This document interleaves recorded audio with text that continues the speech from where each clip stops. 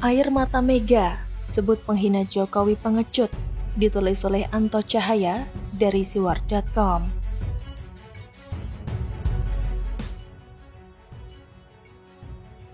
Megawati Soekarno Putri di usianya yang terbilang sudah sepuh tapi terlihat semangatnya tidak pernah kendur. Mega masih sering memberikan semangat kepada para kader PDIP, juga kepada rakyat Indonesia melalui daring.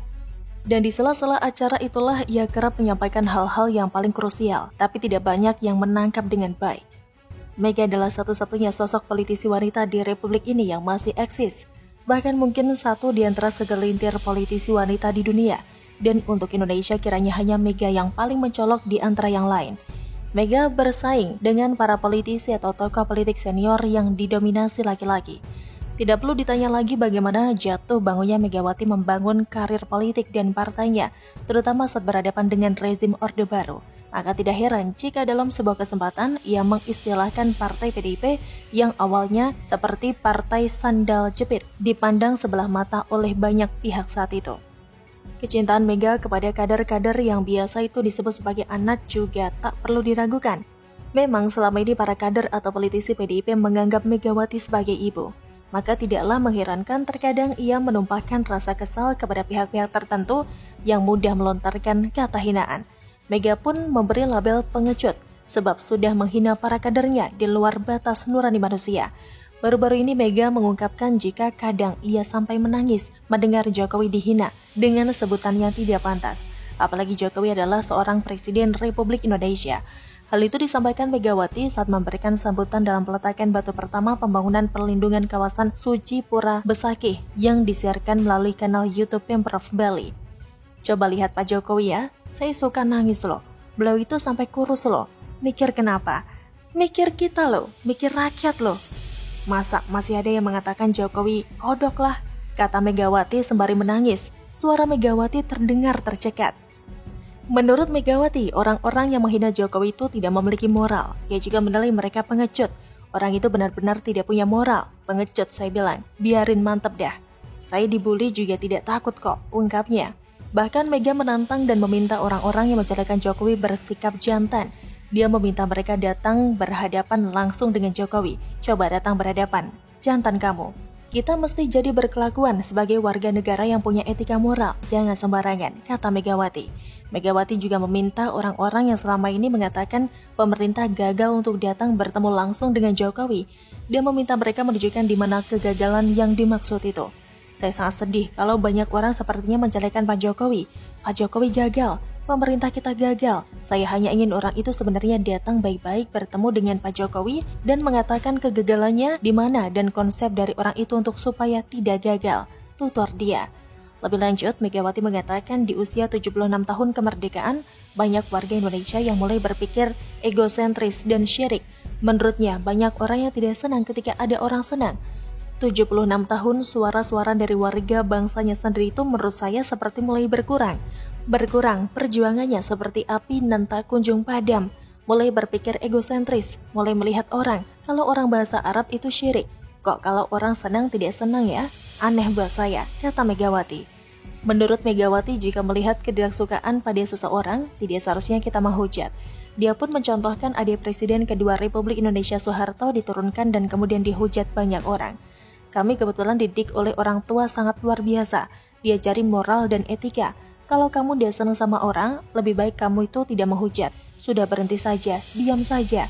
Ketika Presiden Soeharto jatuh, orang maunya menghujat. Coba saja boleh tanya. Saya bilang berhentilah menghujat Pak Harto. Apakah kita bukan bangsa yang berkepribadian dengan Pancasila? Masa kalau orang sudah jatuh ditimpa tangga lagi seperti ayah saya ya? Kemana kebesaran jiwa bangsa? Tuturnya.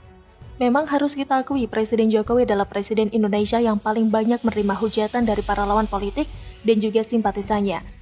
Para pembenci presiden itu datang dari berbagai kalangan. Rakyat awam yang sekarang berani menyerang presiden mereka sendiri melalui akun sosial medianya. Kalau menurut saya mereka mencontoh para tokoh atau politisi, pengamat sesat dan juga ustadz yang kerap berbicara kotor di mimbar-mimbar jauh dari kata adab. Dari merekalah norma-norma keindonesiaan kita diperkosa sedemikian rupa. Seolah kalau berseberangan dengan pemerintah bisa bebas bersuara tanpa lagi memperdulikan norma. Kiranya saya sepakat dengan analisa Mega yang mengatakan kalau warga Indonesia mulai berpikir egosentris dan syirik. Bagi saya itu sudah penyakit kronis, padahal upaya Presiden Jokowi untuk meredam hal itu juga tidak main-main. Salah satu terobosan yang ia lakukan dengan cara menarik Prabowo Subianto dan Sandi ke dalam Kabinet Indonesia Maju. Tapi sayangnya, belum juga dapat meredam aksi-aksi yang berbalut kebencian. Saya menduga selama para tokoh politik yang ngebet berkuasa, pengamat sesat yang cari makan dari memprovokasi pernyataan melecehkan dan menghina, dan para ustadz berhaluan radikal yang acap melontarkan kata kalimat yang menyesatkan, masih diberi panggung, maka sepanjang itulah negeri kita ini akan terus dirundung kelabu hitam. Dan sudah menjadi kewajiban bagi yang berotak waras dan berlogika cerdas turut menetralisir narasi-narasi yang berusaha mereka sebar.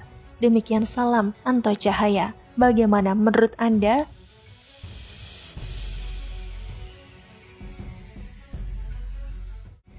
Edan, Gibran bikin puan kian bling satan. Ditulis oleh Anto Cahaya dari siwar.com.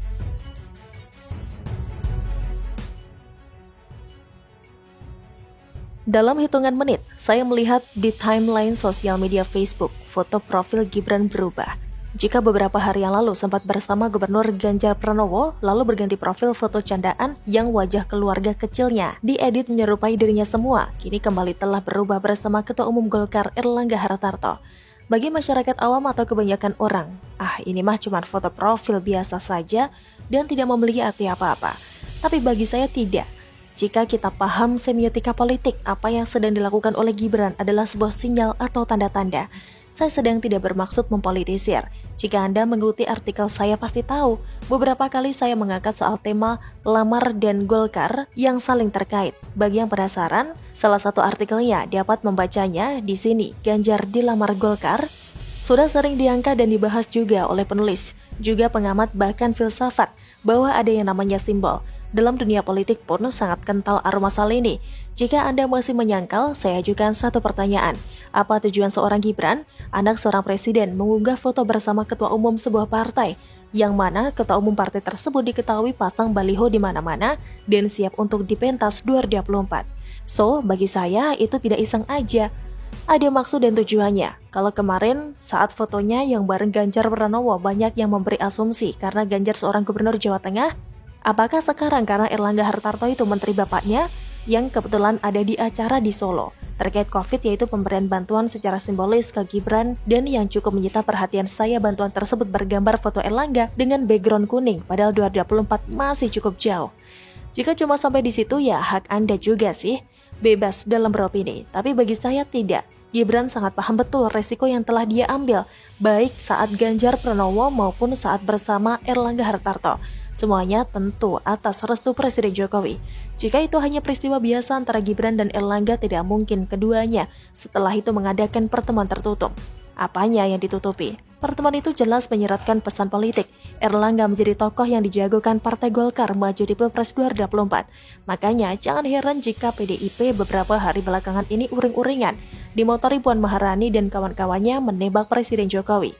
Semua itu saling berkaitan, makna politiknya sudah kita tebak. Terlebih kali ini simbol yang dibawa Jokowi melalui Gibran kian berani sekali. Arahnya, Erlangga ingin memperkuat hubungannya dengan keluarga atau kubu Presiden Jokowi. Penilaian tersebut terkait potensi restu yang diberikan Jokowi untuk Erlangga pada Pilpres 2024. Presiden Jokowi itu tipikal seorang pemerhati. Rata-rata tipikal ini memiliki ketenangan yang cukup tinggi. Ia paham betul orang-orang yang memiliki kemampuan yang mumpuni untuk membawa visi misi arah pembangunan yang telah ia buat selama ini. Mari perhatikan, dalam bentuk tanggung jawab besar penanganan COVID-19 saja, Presiden Jokowi mempercayakan kepada Erlangga Hartarto, bukan ke kader PDIP. Erlangga diberikan tanggung jawab penting. Selain menjabat Menteri Koordinator Bidang Perekonomian, Erlangga juga diamanahi posisi Ketua Komite Penanganan COVID-19 dan Pemulihan Ekonomi Nasional atau KPJPN. Gara-gara tanggung jawab di atas, membuat Ketum PDIP, Megawati sempat lakukan sindiran cukup keras kepada Presiden Jokowi, yang akhirnya membuat Luhut Binsar Panjaitan yang menjawab dan menjelaskan soal Panglima Tertinggi Penanganan COVID-19 yang dipersoalkan Megawati. LBP mengaku kalau ia dan Erlangga hanyalah seorang komandan, bukan Panglima Tertinggi. Panglima Tertinggi tetap Presiden Jokowi. Memang ada kemungkinan lain, Pertemuan tertutup antara Gibran dan Erlangga juga bisa dilihat sebagai peristiwa profesional yang berimplikasi politik. Keduanya merupakan pejabat publik yang sedang bekerja keras menanggulangi pandemi dan memulihkan ekonomi negara. Dan atas manuver di atas, ini jelas membuat Puan Maharani kian tak berkutik. Padahal banyak kesempatan para elit politik PDIP lebih menjagokan Puan. Saya menduga akan ada daya tarik-menarik yang sangat kuat di antara mereka. Kita lihat saja untuk sementara gelombangnya masih cukup tenang di permukaan. Sedang secara nyata dan dari sudut pandang kita yang awam, bisa jadi di dalam sedang ada riak yang bergejolak. Siapkan topi Anda, kita akan melihat lebih dekat intrik-intrik dalam dunia politik. Dan saya juga sudah menulis soal bargaining power yang bisa bikin keder semua kader. Ditunggu brother, thank you.